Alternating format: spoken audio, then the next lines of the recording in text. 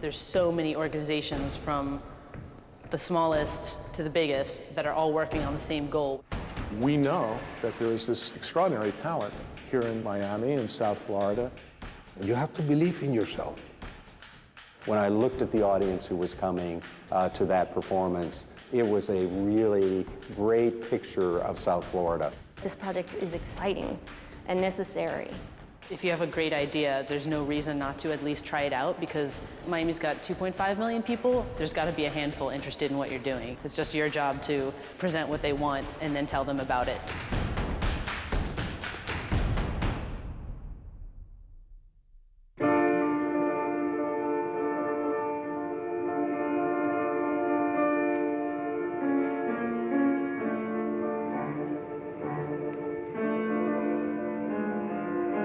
Are there people out in the community who maybe have never gone to an opera before? And how can we get to know who they are if they have an interest in going? They may have said, I just don't know if I'm going to like opera, and for all kinds of reasons, they just have never gotten there. But they have this kind of in the background or in their head that, boy, someday I'd like to try it. This is the final rehearsal where we do the entire run-through of the opera from Act 1 through 4 without any crucial stops. I mean, you know, if we have to stop, we have to stop. But for the first time, we've done it just fully through.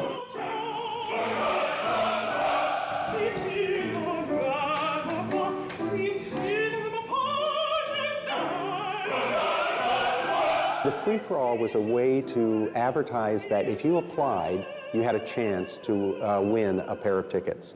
And with the hope that there would be people in the community who would say, well, okay, I don't have to buy the ticket, so this is a free opportunity to find out if I really might like opera or not. I went to a bunch of different little cute indie record stores all through middle school and high school. And by the time I was in high school, there weren't hardly any left. And I worked at the Virgin Megastore, and that was great and all, but it's not the funky spot, you know? So I knew that Miami needed that, and that was why I started Sweat. Sweat is really important, without tooting my own horn too much. Miami's geographically extremely spread out.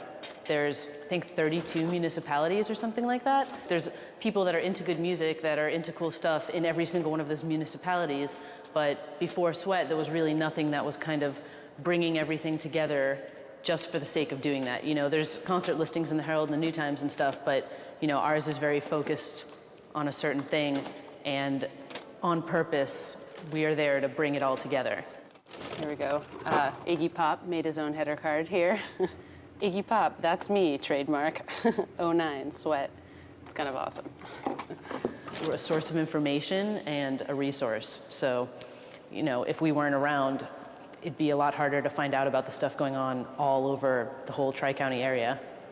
I would say probably most of the stuff that we carry here you wouldn't find anywhere else. We really try to carry, you know, a little bit of everything so that literally, like, you know, someone's dad and their kid could find something that they like in the store. You know, we're not just for younger people, we're for everyone, because everyone likes music.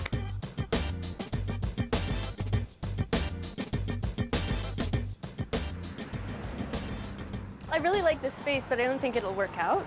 But it's worth examining anyway. It would be great, though, to have the windows with all the... Yeah. In Miami right now, there are a decent number of print shops, primarily associated with academic institutions. So by creating a community print shop, a lot more people will have access. Now remember, I think I might have told you before that the quicker you roll means that the ink will be picked up. And if you roll slowly, it means that the ink will be deposited. Having a print shop in town would be great, and that's kind of why you won, because it was such, you know, such a good idea. Were you surprised? I was surprised, definitely. I was a little intimidated to apply to start out, for sure, because the idea was so gigantic. And I was just me in my studio coming up with this idea. Every year there's a few people that really move to the rest of Miami in the contest, that it's open to anyone. You don't have to be a big ballet company, you don't have to be the symphony, you know, it's open to folks like you. You know, all you have to have is a great idea. The Night Arts Challenge is a way of doing funding by a foundation that says, I don't have the answers. I believe in the crowd, and I believe that by asking as broad a question as possible, what is arts in South Florida, we'll get far better responses than if we sat in our office and said, I think we should fund X project or Y project.